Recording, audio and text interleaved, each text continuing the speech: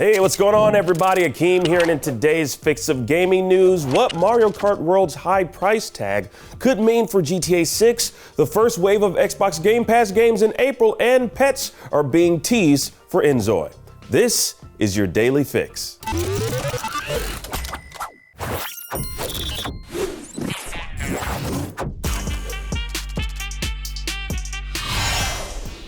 All right, now, seeing how much Mario Kart World will cost has a lot of fans up in arms, and not just Nintendo diehards. Here in the US, the game is priced at $79.99 digitally. Now, with such a high price for a single standard edition game, there's been some justifiable concern that this could pave the way for more expensive games industry-wide in the near future. And while Mario Kart World is slightly cheaper with the bundled Switch 2 retailing at $499 as opposed to the solo Switch 2's $449 price, it's still something to ponder over. Not counting special editions, we haven't seen a game retail for $80 in decades. Now, back in the late 90s, Nintendo 64 games would regularly retail for $79.99 USD, which was more like $150 in today's money when adjusted for inflation. Now, since discs were cheaper to manufacture than cartridges, Sony was able to charge only $49.99 for new PS1 games, which gave them a leg up and is a big reason the GameCube used optical media. Anyways, by 2006, the standard MSRP for a console game had evened out to $59.99 tops, and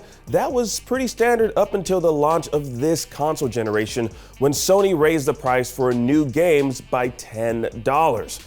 Now, here's Nintendo upping the ante even further. Now, we've also heard some rumors that Grand Theft Auto 6 could possibly retail for $80 to $100, and Mario Kart World's pricing just made that seem a whole lot more feasible. Now, but how do you even justify that hefty price tag, I guess is the question. Sure, there's an argument that could be made that games have gotten more expensive to make, with publishers needing to bring in more developers to assist in the complexity that comes along with working on next-gen hardware, and the desire to outdo its last entry by providing even more bells and whistles in its next game. Now, it's also reasonable to speculate that GTA 6 is likely one of, if not the most expensive games ever developed.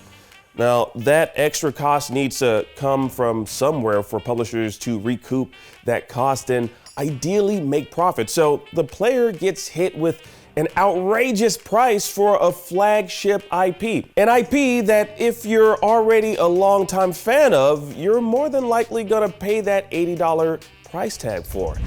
Then again, how many GTA fans bought GTA 5 2 or 3 times over, not counting money spent online? In any case, despite a really killer Switch 2 reveal with lots of stuff to be excited about, fans aren't giving Nintendo a pass for the Mario Kart price hike. Nintendo Treehouse livestream chat was flooded with angry, and I mean very angry comments demanding the price for Mario Kart World be lowered. They were demanding it. One person got cheeky and said, heighten the price, make it higher. You're stupid, person.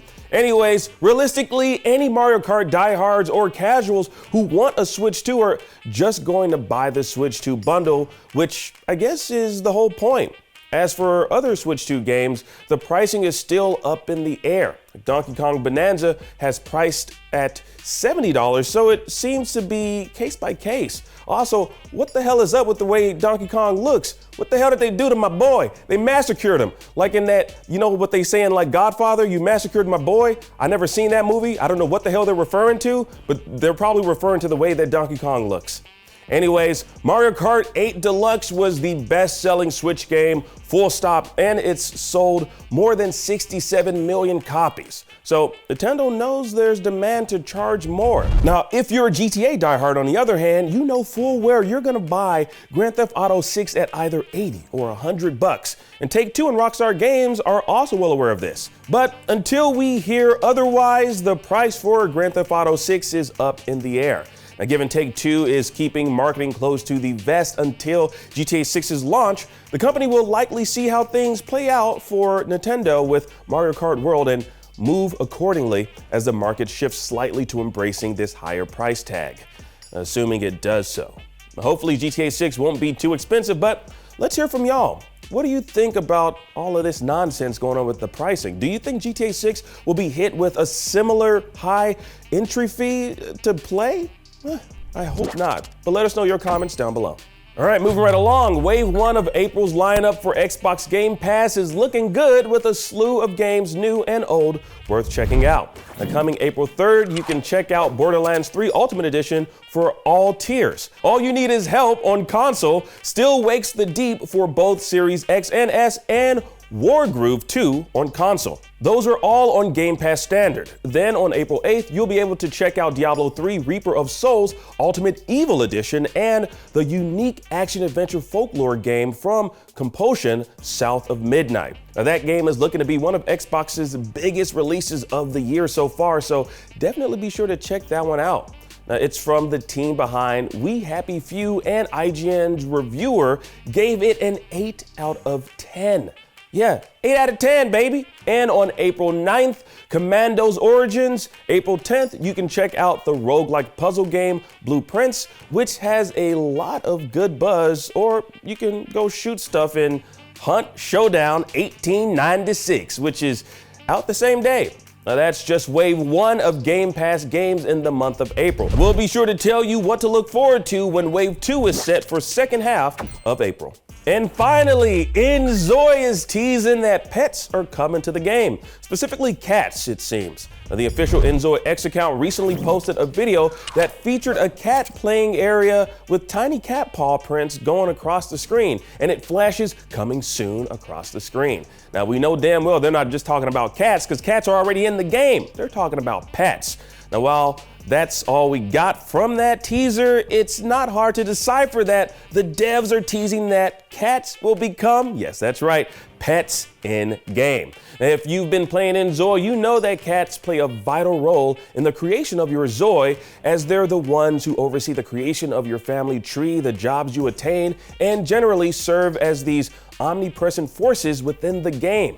In fact, the head cat boss, Saichet, serves as the head of the company you work for in the game and has access to technology that allows it to control the denizens of the city you live in. Now, considering there was a 30-foot tall cat hanging out of the ceiling above the InZOI booth at Gamescom last year, I think a lot of folks assumed pets would be there day one, but they weren't. No. Now, we don't have much more information on what to expect from the inclusion of cats as pets in InZOI, but we'll definitely be exploring it once the patch drops. And that was your Daily Fix. I'm Akeem Lawanson, and thank you so much for watching. Now that you're caught up on today's news, please check out IGN Live. It's officially returning to LA this year. Now, the event will take place June 7th and 8th and will feature tons of playable games on PCs, consoles, handhelds, celebrity panels and interviews, trailer reveals, giveaways, and so much more. Now, we had a great turnout last year, and it really was a lot of fun. We hope we see you this year. The tickets are on sale starting right now, so head on over to IGN.com/live so you don't miss out. You can also download the IGN app on all your devices, and for everything else, stick with IGN.